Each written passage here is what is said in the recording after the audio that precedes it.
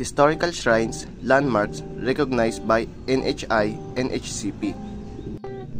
First are the 5 famous landmarks in the Philippines. The Aguinaldo Shrine, located in Kawit, Cavite, Philippines, is a national shrine and museum commemorating the Philippine Declaration of Independence from Spain on June 12, 1898. It was the ancestral home of the Philippines' first president, Emilio Aguinaldo.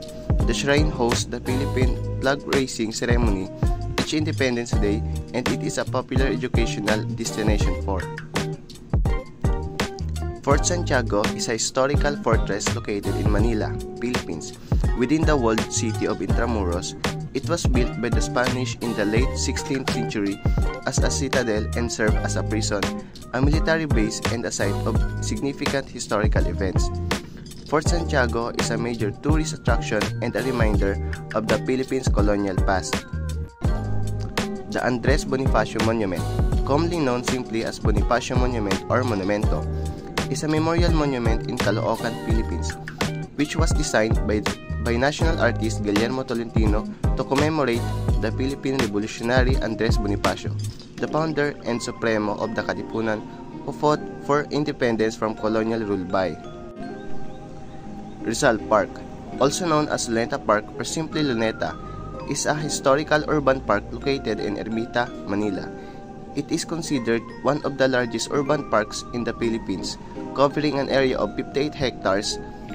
The site on where the park is situated was originally known as Bagong Bayan during the Spanish colonial period. It is adjacent. Mactan Shrine, also known as Liberty Shrine or Lapu-Lapu Monument, is a memorial park on the island of Mactan in Lapu-Lapu City, Philippines. It hosts 2 monuments, namely the Magellan Monument, which is dedicated to Portuguese explorer Ferdinand Magellan, and the Lapu-Lapu Monument, a bronze statue which commemorates Lapu-Lapu, a native leader who defeated Spanish. Second are the 5 famous landmarks in the Camarines Sur.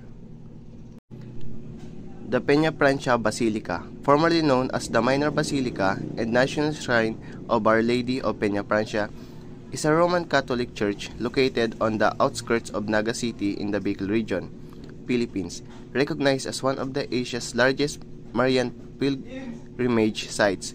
It houses the icon of Our Lady of Peñaprancia. It is the only basilica in both the Bicol region.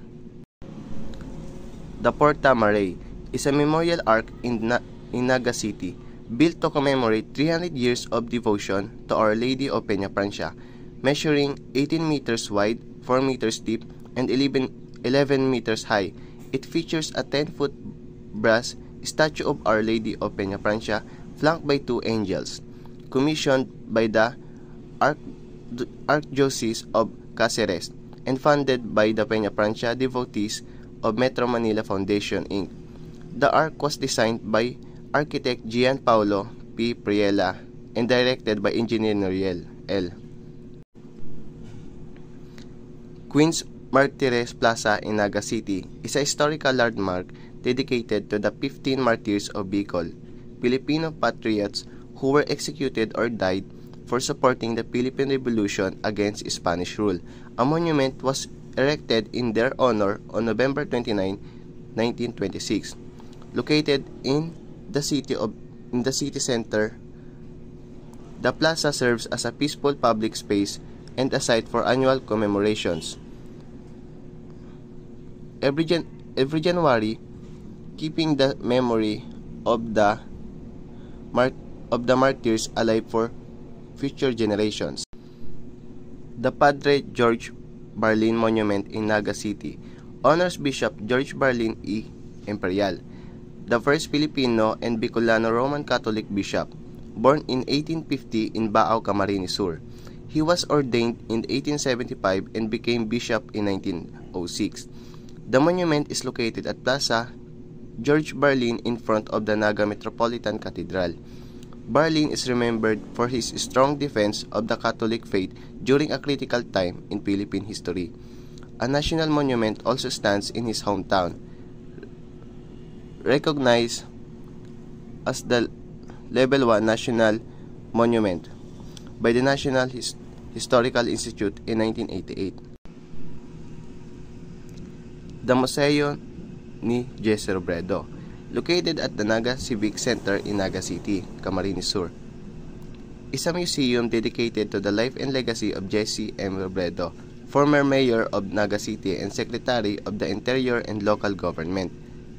Inaugurated on August 18, 2017, during the 5th anniversary of his passing, the museum was established by the city government of Naga in collaboration with the National Historical Commission of the Philippines, NHCP.